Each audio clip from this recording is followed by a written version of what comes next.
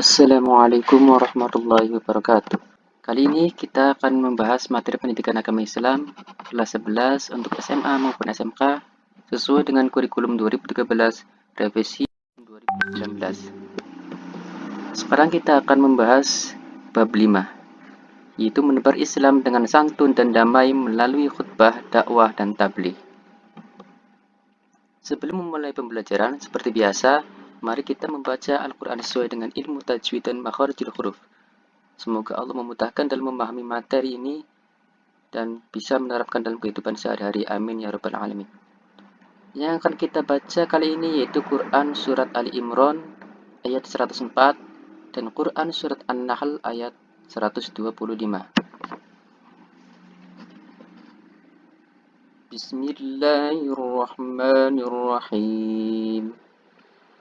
وَلْتَكُنْ مِنْكُمْ أُمَّةٌ يَدْعُونَ إِلَى الْخَيْرِ وَيَأْمُرُونَ بِالْمَعْرُوفِ وَيَنْهَوْنَ عَنِ الْمُنْكَرِ وَأُولَئِكَ هُمُ الْمُفْلِحُونَ ادْعُ إِلَى سَبِيلِ رَبِّكَ بِالْحِكْمَةِ وَالْمَوْعِظَةِ الْحَسَنَةِ وَجَادِلْهُمْ بِالَّتِي هِيَ أَحْسَنُ إِنَّ رَبَّكَ هُوَ أَعْلَمُ بِمَنْ ضَلَّ عَنْ سَبِيلِهِ وَهُوَ أَعْلَمُ بِالْمُهْتَدِينَ صَدَقَ اللَّهُ الْعَظِيمُ. Pembahasan yang pertama, kali ini kita akan membahas tentang khutbah. Pengertian khutbah secara bahasa yaitu berasal dari kata mukhatabah, berarti pembicaraan. Jika berasal dari kata al-khutbu, maka berarti perkara besar yang diperbincangkan. Khutbah dapat juga bermakna memberi peringatan, pembelajaran, atau nasihat dalam kegiatan ibadah. Adapun khutbah secara istilah, maka berarti menyampaikan pesan tentang takwa sesuai dengan perintah Allah Subhanahu wa taala dengan syarat dan rukun tertentu. Yang kedua, kegiatan nasihat yang disampaikan kepada kaum muslim dengan syarat dan rukun tertentu yang erat kaitannya dengan sah atau sunnahnya ibadah. Sedangkan orang yang melakukan khutbah dikenal dengan istilah khotib. Syarat-syarat khotib. Seorang khotib memiliki beberapa syarat yang harus ditempuh atau harus dimiliki.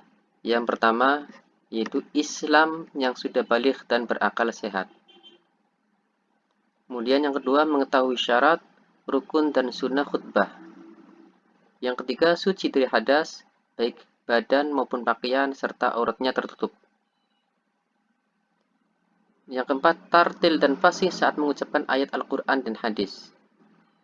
Kelima, memiliki akhlak yang baik dan tidak tercela di mata masyarakat. Keenam, suaranya jelas dan dapat dipahami oleh jemaah. Dan yang terakhir, berpenampilan rapi dan sopan. Syarat-syarat dua khutbah. Dua khutbah ini memiliki beberapa syarat. Yang pertama, khutbah sholat Jumat dilaksanakan sesudah masuk waktu zuhur. Selesai khutbah dilanjutkan dengan sholat. Adapun khutbah sholat Aidain, sholat khusuf dan sholat kusuf, serta sholat istisqa yang dilaksanakan setelah selesai sholat. Yang kedua, khutbah dilakukan dengan berdiri, namun jika tidak mampu, boleh dilakukan dengan duduk.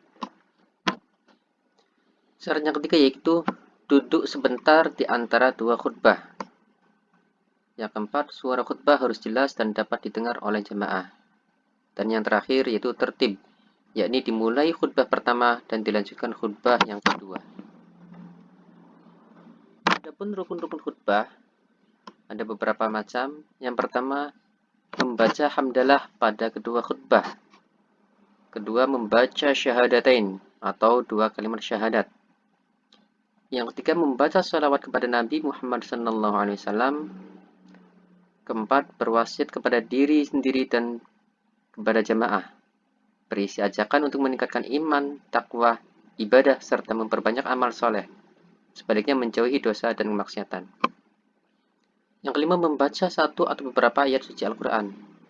Dan yang terakhir, berdoa pada khutbah kedua untuk memohon ampunan, kesejahteraan, dan keselamatan bagi kaum muslimin dan muslimat baik di dunia maupun di akhirat. Sunnah-sunnah khutbah. Khutbah memiliki beberapa sunnah. Yang pertama, khatib memberi salam pada awal khutbah dan menghadap ke arah jamaah. Kedua, khutbah di tempat yang lebih tinggi. Dalam hal ini biasanya dilakukan di atas mimbar. Yang ketiga, khutbah dengan kalimat yang jelas, sistematis, dan temanya disesuaikan dengan situasi aktual yang sedang terjadi. Keempat, khatib hendaknya memperpendek khutbahnya. Sebaliknya, sholat Jumatnya saja yang diperpanjang. Yang kelima, khatib disunahkan membaca Quran surat Al-Ikhlas saat duduk di antara dua khutbah. Yang keenam, khatib menertibkan rukun-rukun khutbah, yaitu dimulai membaca hamdalah sampai rukun yang terakhir, yakni berdoa untuk kaum muslimin.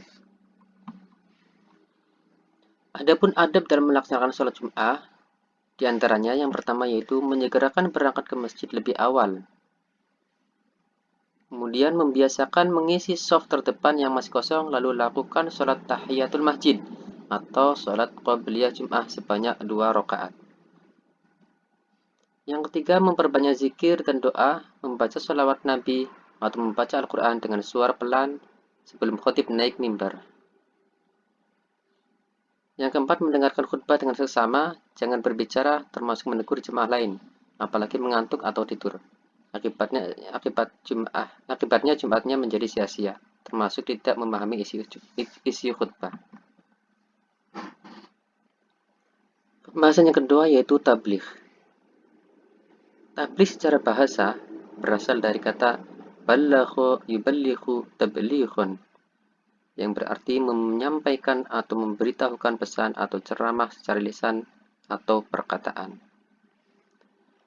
Adapun secara istilah, tabligh memiliki beberapa pengertian. Yang pertama, menyampaikan ajaran Islam baik dari Al-Quran maupun Al-Hadis. Kedua, menyampaikan ajaran-ajaran Islam kepada umat manusia untuk dijadikan pedoman. Yang ketiga, dakwah Islamiyah dalam bentuk khusus, lisan dan tulisan untuk menyampaikan ajaran Islam kepada orang lain.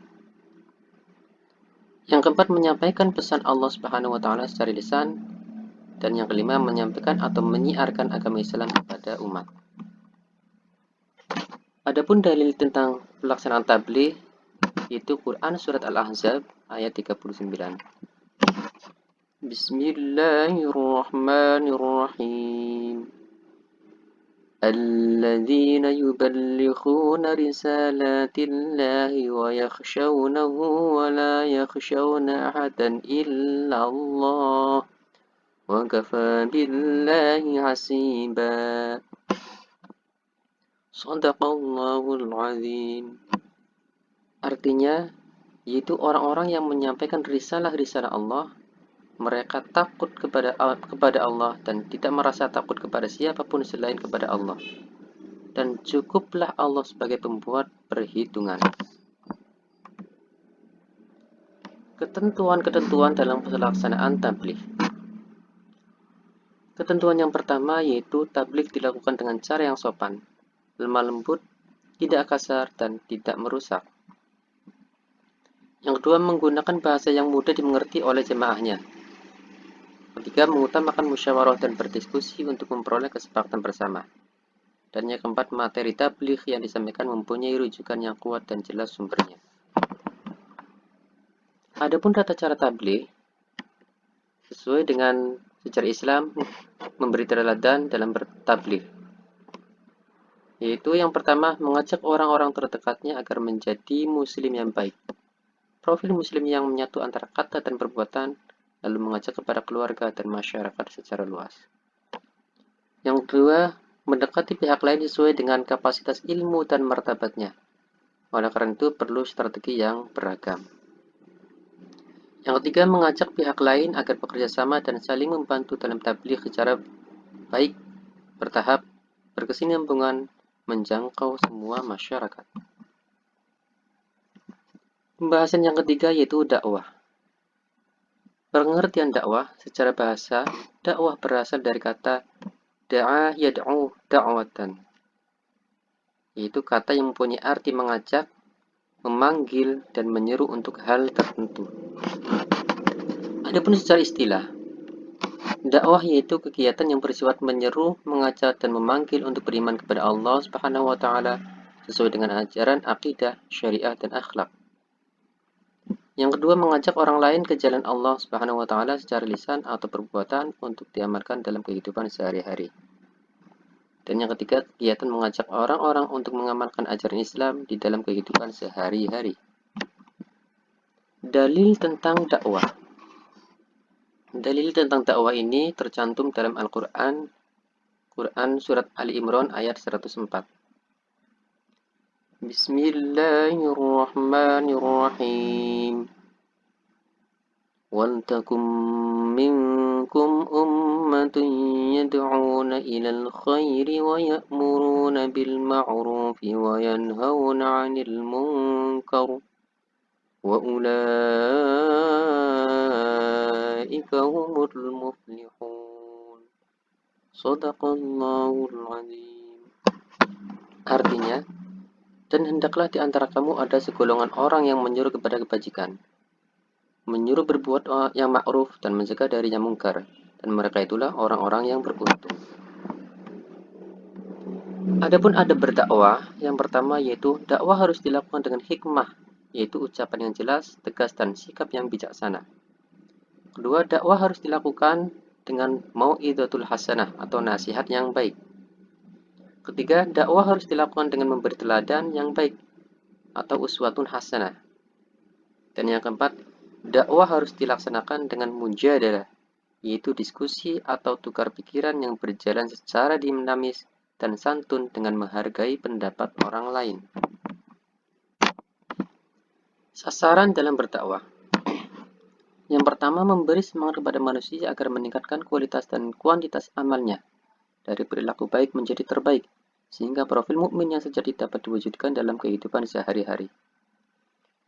Yang kedua, mengubah jalan hidup yang tidak baik menjadi baik, serta yang menyimpang dari aturan Allah Subhanahu wa taala agar kembali ke jalan Allah melalui taubatan nasuha. Adapun tujuan dakwah yaitu menyuruh dan mengajak segenap manusia agar konsisten atau istiqomah dalam beberapa hal. Yang pertama, beriman hanya kepada Allah Subhanahu wa taala dan tidak melakukan kemusyrikan. Yang kedua, menjadikan seluruh aktivitasnya hanya beribadah kepada Allah. Yang ketiga, mengerjakan amal saleh dalam arti yang seluas-luasnya. Dan yang keempat, berakhlak mulia yang tolak ukurnya dari akhlak Rasulullah Sallallahu Alaihi Wasallam. Syarat-syarat dakwah. Syarat yang pertama yaitu satunya kata dengan perbuatan. Sikap dan tingkah lakunya benar-benar menjadi teladan atau uswatun hasanah. Yang kedua, memahami objek dakwahnya sehingga tepat dengan sasaran dakwah yang dituju. Yang ketiga, memiliki keberanian dan ketegasan, bijak dan santun. Keempat, memiliki ketabahan dan kesabaran yang tinggi dalam menghadapi segala tantangan dan rintangan. Dan yang kelima, sadar sepenuhnya bahwa tugasnya hanyalah menyampaikan, mengajak, dan menyeru. Hasilnya diserahkan sepenuhnya kepada Allah Subhanahu wa Ta'ala. Metode Al-Quran dalam menyajikan materi dakwah. Yang pertama, saat manusia mendapatkan puncak kesucian atau saat menerima wahyu atau hasil alam batin, Al-Quran membawa yang bersangkutan dalam situasi yang bersifat material. Kedua, menggunakan benda-benda alam, meski ukurannya kecil, sebagai penghubung antara manusia dengan Allah, atau sebagai gambaran tentang sikap kejiwaannya. Yang ketiga, menekankan bahwa segala sesuatu yang terjadi di bawah kekuasaan, pengetahuan, dan pengaturan Allah Subhanahu wa Ta'ala. Bersamaan khutbah dan dakwah. Yang pertama, sama-sama menyuruh manusia untuk menjalani kehidupan yang benar sejalan dengan aturan Allah. Yang kedua, keduanya mengajak manusia untuk melaksanakan syariat Islam secara kafah atau lengkap dan utuh. Ketiga, keduanya mengingatkan bahwa sukses dan bahagia itu diperoleh dari ketaatan, sebaliknya kegagalan dan keterpurukan hidup diperoleh dari kemaksiatan.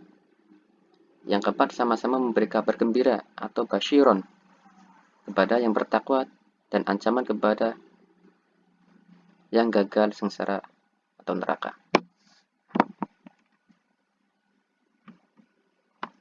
Perbedaan khutbah dan dakwah.